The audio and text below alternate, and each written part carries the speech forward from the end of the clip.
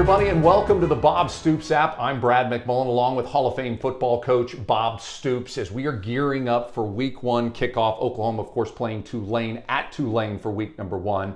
We all start glancing at the polls, and you saw Phil Still, who has been the most accurate predictor of the college football poll over the last 25 years, and some interesting tidbits.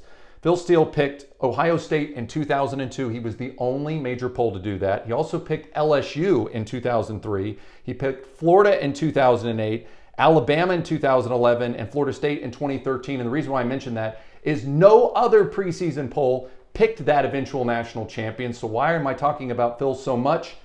2021, he picked Oklahoma number 1 over Alabama to win the national championship. There's expectations always high. OU fans always expect to win the national championship.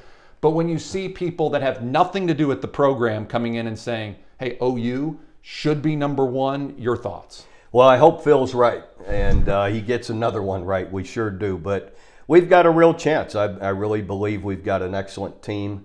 And you look at offensively, all the people that are back. Spencer Rattler had a great year a year ago, but he's just scratching the surface. He that entire year last year he did without spring ball, limited, Zoom meetings, and going through camp. Just so much to handle last year. So I really believe with a great spring behind him, a summer, more maturity, more experience, another year with Lincoln Riley, he's going to really take off and really be a great player this year and lead us that way. But he's got a great line in front of him, got great backs in back of him, and then Eric Gray coming from Tennessee. The two of those guys are really special to support him. Great receiver crew. So in the end, too, I think defensively we'll be better. Great defensive line back. We've got more and greater talent and experience in the secondary than we've had. So I really believe we're poised to have a super year. And we're to be up there and competing for the national championship for sure. And we could spend the next 10 hours or next 10 days or 10 months talking about all the negative to do with COVID-19. But one of the rare positives is that some of these players got an extra year, which gives Oklahoma added depth at some key positions as well. Hopefully it's that way. We do have more guys back, and this is the 1 year you're allowed to be over the 85 scholarship count with whatever seniors wanted to remain. So we should have more depth all across the board, but in the end, other teams will as well. But hopefully our depth is better. And you've been around these kids. You love them. Your son, obviously, a member of the team. Who are you looking for to have a breakout year on either side of the ball for OU? I believe both our backs are going to be special. We know they're good, but I think they're going to have a super year. And then I believe our defensive line, though he's promoted so well, Nick Bonito, I really believe he'll live up to all the hype. Just a great first step to put pressure on quarterbacks and be disruptive in the backfield. I think he's going to have a special year as well. And he's really improved, lights out from day one as a Sooner to where he is right now. He's really physically, from talking to the coaches, he's really embraced just the workouts. So before he'd go through them, and it helped him, and he worked hard, but he's really seeing the positives of it now and increased strength and speed and quickness. Now, you always made a point to really invest your time and your energy into the special teams because it is such a crucial part of the game. And if you go back and you look at your teams that excelled and brought home championships, they excelled in the special teams area. OU looks really good heading into 2021 when it comes to special teams. We really are, and we've got my favorite guy is Gabe. Gabe is, I first have a fondness for him. He's a Cleveland guy, an Ohio guy, close to me, but what a great leg. I mean, I think it was perfect. Was it 2 years ago or last year? I mean, the guy's just so good. He's got great distance as well, kicking, but it's just been so accurate. And you can't beat that when you know you can really rely and count on a field goal at times. It makes a big difference. And powers so many of them into the end zone kicking off. So I'm excited to see what he does this year. And I know the fans that attended the Cotton Bowl got a chance to see him warming up, if you will, kicking 60 and 65-yard field goals. That's nice to know that you can kick the distance with him anywhere you need. No, he's fantastic. And again, with another year experience and maturity, I'm sure he's just going to be stronger this year. All right, ESPN, their power poll came out, Oklahoma number 2, behind Alabama only. When you look at these polls, and you went through this in 2011, being preseason number 1, and back in 2008 as well, what does that do to the chemistry? I mean, I would think it's a huge positive, but there's also that kind of thing of like, hey, we got to stay focused. We haven't won anything yet. Players and coaches could care less about it in this early. We all know we got to do the work. We got to fight for it. We got to earn it. We know everywhere we go, we're going to get everybody's best shot.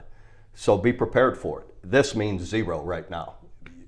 All that matters is what you do game by game, and you want to be there at the end having a chance to win the national championship. But that's for fans and everybody else to talk about and mull over, and that's great. But for players and coaches, means nothing to them. We don't pay any attention to it. And that isn't just talk for media, that's living it. I know Lincoln and his staff and those players could care less. They're just going to go do the work. All right, let's talk about the first game and what goes through your mind as a head football coach heading into that first game. A lot of unknown and some really things that I know you're probably anticipating, really excited. It's really the only time of the year I'm a little bit anxious or nervous. I'm not a nervous person. But each team is a new team. It's like it's a totally different person here, or whatever beast, whatever it is. This unit is, regardless of how many are back, there's still a lot of pieces that have to gel with it. So it's always new, and I'm always the most anxious and nervous starting the year because you think you see it or know it, but you got to see it on the field and you see how it works and see how tough and competitive we are, see how sharp we are. And sometimes you're fooled, you're not as far along as you thought you were. Sometimes you're like, wow, I thought we were good and we really are. And so it's always just a little bit anxious until you get that first game in. And then once you do, you start to really have a good feel of what you're about and what you need to work on and what's good, what needs more work, on and on. And I think a lot of that has to do with who you're playing first, and if they're really a good team. I mean, if I go back, you really did phenomenal, obviously, in your openers each and every year, but you look at the rarity losses, TCU and Houston, well, Maple may not have had great expectations for those teams going in. At the end of the year, you realize Houston was awesome. They were a good team. And that TCU team was awesome. Yeah, I think back at the TCU one back in 2005. You remember 2003 and 4, Jason White, yes, along with a cast of great players. And we had lost, I want to say 18 starters off of those back-to-back years. Now all of a sudden we had, 18 new starters. I was afraid we were going to be a little rough early and with a freshman quarterback. Yep. So all of it together, I knew it was going to be challenging. I can't say that surprised me all that much. We were, I'd hoped we had done our work and would have been better. Give TCU credit. They played a good football game, but we had a lot of inexperience that we didn't do a good enough job as coaches having prepared to play. And then the Houston game, heck, give Houston all the credit. They beat us, and we made too many mistakes overall with some turnovers, and gave up some deep balls. We just in the end couldn't cover some deep passes that a couple of them were in position to defend and didn't do it. So they beat us, and we rallied though through that year, unlike 2005, and came back and had a great year. This year is going to be really special because you're going to get to watch your son, who has a lot of national attention on him, not because of his name, but because he's earned it. And as a dad, you got to love that this is a guy that went into the locker room and he's earned the respect of his teammates, he's earned the respect of his coaches, and now he gets to play on college football's biggest stage as an experienced return guy for Oklahoma. What is that like as a dad to get to see that? It's exciting and fun. I'm no different than any dad, enjoying watching their son play. He's worked hard for it and earned it. And out of high school, he did have some other scholarship offers, and one major one is Iowa, my alma mater. And he just felt, I'll walk on at Oklahoma because I believe the offensive system fits him better, fits him the best, and gives him the best opportunity to play. And our coaches really loved him out of high school, and it's worked out that way. Our system does. There's a place for slot receivers, inside receivers that can get open and got great hands. So all of it together has been great for him. The coaches do a great job, really, with everybody, but they have with him as well. And so I'm just excited and looking forward to watching him play again this year. So where do you think he's improved the most? I think just his strength and overall, that happens naturally as guys gain more experience and in age and more time in the weight room and strength and conditioning, all of it. He's really worked hard, and I think he's really improved in all those areas. All right, and finishing up, we're going to glance a little bit at the fan poll. And remember, you can vote in the Bob Stoops fan poll inside the mobile app. It's really easy. Weigh in on who you think is the best team. And going through the fan poll so far, OU, no shocker, because OU fans usually download the Bob Stoops app. OU is at number 1, very similar to the Phil Still app. Alabama at number 2.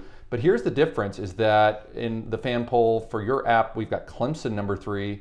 Phil still had Ohio State number 3. In your poll, Ohio State number 4. Georgia number 5 in Phil's. And you have a lot of insight believing Georgia's going to have a good year this year as well. Well, with their quarterback, JT Daniels back, I really believe he started 4 games. They're 4-0 in those games. He passed for about 300 yards in each of them. I just think that experience, along with, I think I read they have 19 5-star high school recruits that are going to be starting. So that's a lot. And you look at year in and year out, they're up there in the top couple, 3, 4 every year in recruiting. So they've got players to go around their quarterback and believe, with his, even though it's only 4 games, that's still significant when you're 4-0 in those games last year. So I believe they're going to have a really strong team. Now, a lot of expectations year in and year out for the University of Texas, and whether they live up to that, that's up to the viewers. ESPN has their RPI index, and they released their top 4 teams. Alabama 1, Clemson 2, Oklahoma 3, Ohio State 4. What was interesting is that number 7 was the University of Texas. Do you think Texas fans should expect their team to be a top 10 team this year? Well, I don't know why they wouldn't. Year in and year out, again, they're in the top 10 usually, or somewhere around there in recruiting. And they've got a lot of strong players both sides of the ball. And, Steve Sarkisian is an excellent football coach, so we'll see if they can do it. But, it's a possibility. They haven't done it in a good while. So I'm not going to come on here and give them any bulletin board material that they can't do it. So that wouldn't be smart. So in the end, they should expect to do well. Yeah, I think if you really break down their season last year, they had the fumble against TCU at the 1-yard line, which would have been a win. That's right. They had an incredible game against Oklahoma that went into 4 overtimes, a close game against Iowa State, which was a top 10 team, top 5 team. And then they absolutely dominated their bowl game in the Alamo Bowl. You got a switch in coaching. You have some changes with some players moving in and moving out, but the expectations, as you mentioned, always going to be high in Austin. Absolutely, and what you said, those are great games that they lost, all by 1 or 2 plays. And you got a good number of people back. I really like Casey Thompson, a local guy here, as a chance to be their starter at quarterback, and I really believe he's a great quarterback. I've watched him plenty through the years. So, and Steve Sarkisian again has a really great track record on the offensive side of the ball.